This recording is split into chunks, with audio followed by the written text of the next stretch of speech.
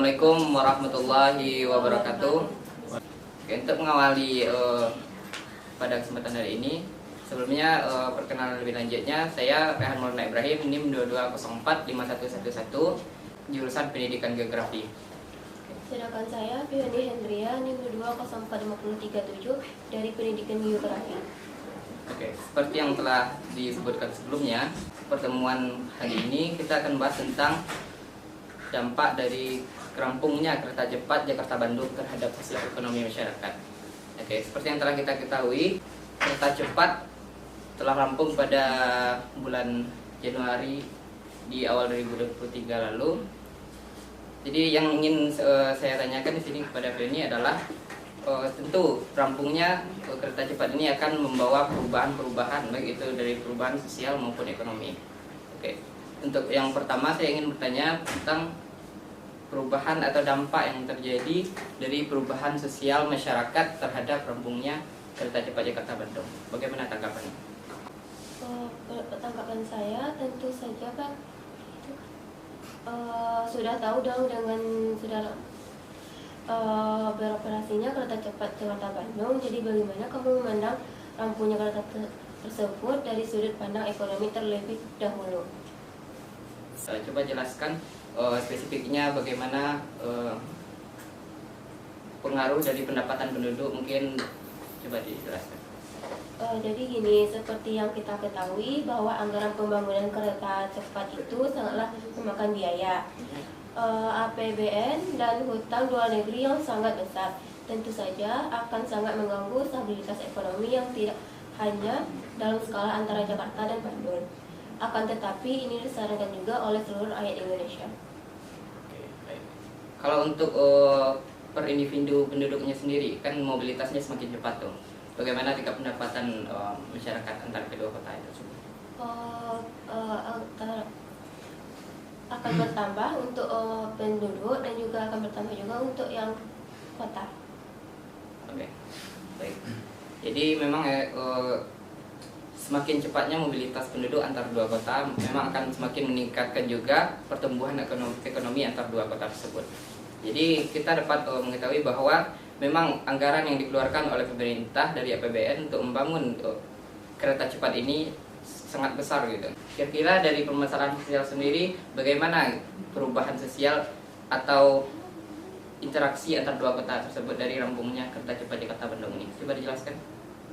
Ya seperti kayak misalnya kan semakin cepat tuh pergerakan, jadi jarak tempuh antar dua kota itu kan semakin cepat dari yang dulunya itu kalau nggak salah 4 jam dulu ya.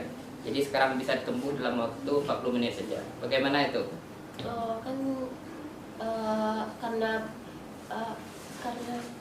zaman udah maju, jadi kan kita tidak perlu lagi untuk menunggu kereta yang manual. Misalkan dengan yang menggunakan media listrik.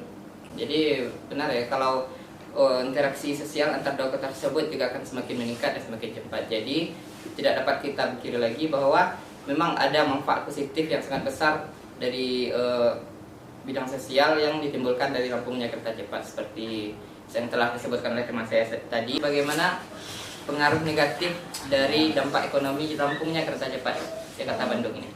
Dampaknya tuh dari kayaknya seperti seperti misalnya itu, saya ingin tanyakan, kan anggarannya itu kan besar tadi itu, kalau nggak salah 357 triliun ya. Jadi kan semakin meningkat hutang luar negeri Indonesia. Jadi bagaimana itu cara pemerintah untuk menanggapi meningkatnya signifikan hutang luar negeri Indonesia gitu? Bagaimana tanggapannya?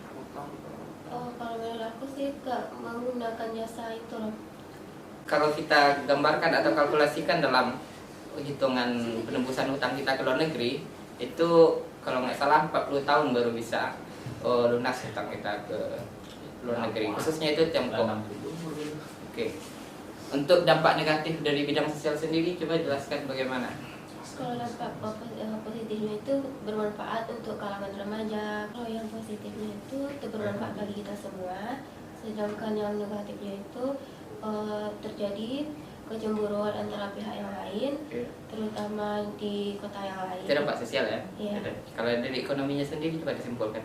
Kalau dari ekonomi itu menurut saya banyaknya tenaga yang Ya, mungkin kayak orang yang di bawahnya gitu, kayak misalnya kayak Gojek, aplikasi yang lain gitu kan, jadinya mereka susah jadi mencari jadi pendapatannya lebih tepatnya bukan Gojek sih, tapi kayak seperti travel atau iya, angkutan umum itu gitu, tentu maksudnya jadi lebih terabaikan susah kan. gitu. Karena zaman udah maju, jadi mereka lebih cenderung untuk menggunakan angkutan yang lebih praktis, Efisien juga gitu kan. efisien. Jadi kalau bagi saya sendiri, saya dapat menyimpulkan bahwa positif negatifnya dari pembangunan kereta cepat ini itu pertama dari segi positif ekonomi, memang dengan semakin cepatnya mobilitas penduduk tentu juga dapat meningkatkan pendapatan masyarakat ya, dan efisiensi waktu untuk manajemen waktu dapat termanage dengan baik gitu tentunya, sehingga ada banyak hal yang bisa dilakukan oleh masyarakat kita karena mobilitasnya semakin cepat. Kemudian dari aspek dampak negatif dari ekonomi masyarakat yang ditimbulkan dari rampungnya kereta cepat Jakarta Bandung ini adalah